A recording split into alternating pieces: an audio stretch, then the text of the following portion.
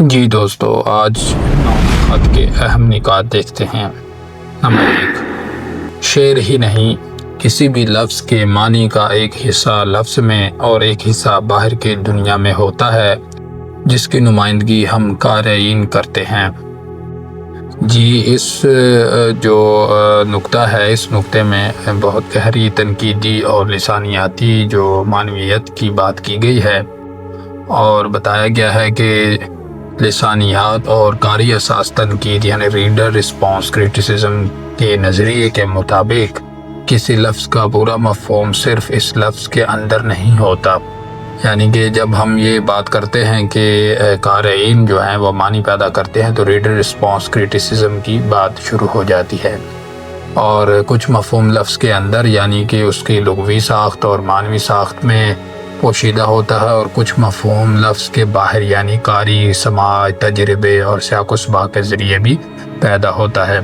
لفظ کے اندرونی مفہوم سے مراد وہ معنی ہے جو لغت میں درج ہے یا زبان نے طے کر رکھا ہے۔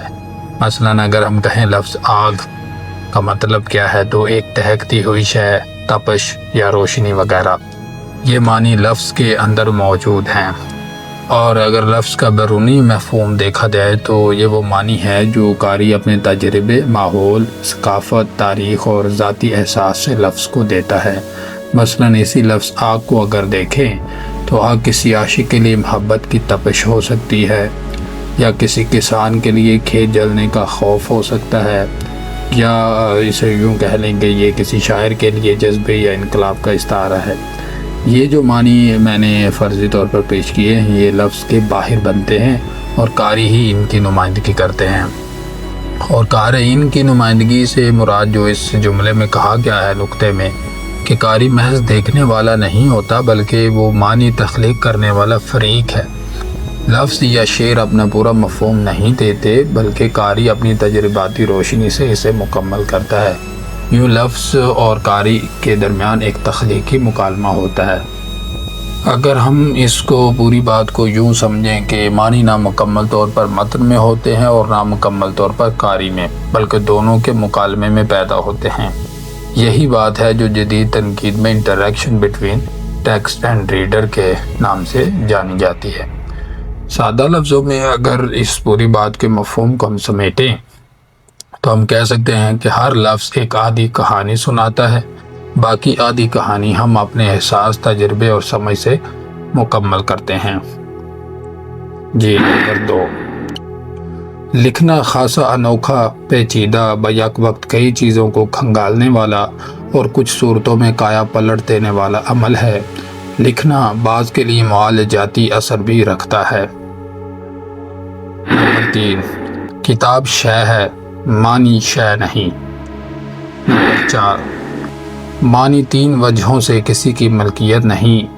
ایک یہ کہ یہ شے نہیں ہے، 2 یہ کہ ایک ذہنی تصور کے طور پر معنی سیال ہے، 3 یہ کہ کوئی ایک شخص اکیلا مطلقاً خود پر انحصار کر کے معنی پیدا نہیں کر سکتا۔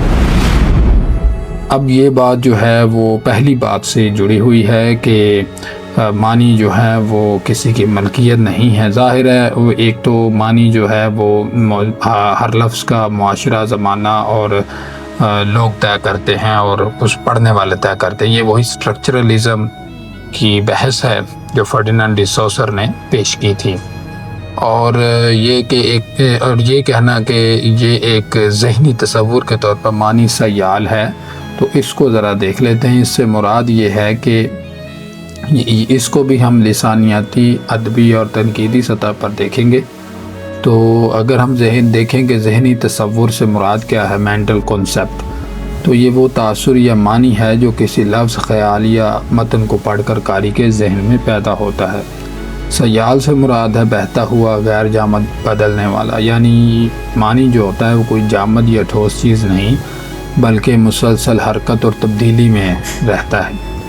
تو اگر ہم یہ کہیں کہ یہ معنی جامد نہیں ہوتا، وہ پتھر یا کسی مہر شدہ ڈبے کی طرح ایک ہی جگہ بند نہیں رہتا بلکہ وقت، جگہ، سیاق، قاری اور تجربے کے ساتھ بدلتا رہتا ہے، تو یہ بات غلط نہیں ہوگی۔ یہی جو ڈاکٹر صاحب ہیں وہ کہنے کی کوشش کر رہے ہیں۔ اور سیال ہونے کا مطلب جو ادبی تنقیدی سطح پر اگر ہم دیکھیں تو یہ وہی ادبی نظریات کی طرف اشارہ ہے جو رد تشکیل ڈیکنسٹرکشن دریدہ کی یا ریڈر رسپانس کریٹیسزم کے مطابق ہے۔ مثلا معنی متن سے نکل کر قاری کے ذہن میں ایک تاثر کی صورت اختیار کرتا ہے۔ یہ تاثر ہر قاری کے لیے مختلف ہو سکتا ہے اور تبدیل بھی ہوتا رہتا ہے اور چلتا رہتا ہے۔ اسی لیے تو ایک ہی شعر، لفظ یا جملہ مختلف زمانوں، جگہوں اور قاریوں کے لیے مختلف معنی رکھتا ہے۔ اسی سے ایک زبان یا ایک لفظ کی معنویت زندہ رہتی ہے اور معنی جامد نہیں بلکہ قاری کے ذہنی تصور میں سجال ہو کر مختلف شکلیں اختیار کرتا ہے، اور معنی زمانے کے بدلنے سے تبدیل ہو جاتا ہے، ثقافتی سیاق سے مختلف رنگ اختیار کرتا ہے۔ معنی تجربے کے لحاظ سے قاری کے ذہن میں مختلف صورت میں جنم بھی لیتا ہے۔ معنی خود معنی نہیں دیتا بلکہ متن جو ہے وہ خود معنی نہیں دیتا بلکہ معنی کا امکان فراہم کرتا ہے۔ اگر ساری بات کو ہم سمیٹیں تو ہم کہہ سکتے ہیں کہ معنی کوئی بند ڈبہ نہیں بلکہ ایک بہتا ہوا دریا ہے جو ہر قاری ہر زمانے اور ہر تجربے کے ساتھ نئی شکل اختیار کرتا رہتا ہے۔ یہی تصور ادبی متن کو زندہ بناتا ہے۔ اس کے معنی ایک دفعہ طے نہیں ہو جاتے بلکہ ہمیشہ پھیلتے اور بدلتے رہتے ہیں۔ اسی سے ایک زبان اور اس کے تفہیم ہر زمانے میں زندہ رہتی ہے۔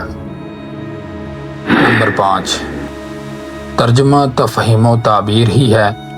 کسی نے ایک عام متن کو ترجمے میں وہاں پہنچا دیا جہاں خود تخلیقار کا تخیل نہیں پہنچا تھا، اور کسی نے وہاں گرا دیا جس کے بارے میں مصنف نے سوچا بھی نہیں ہوگا۔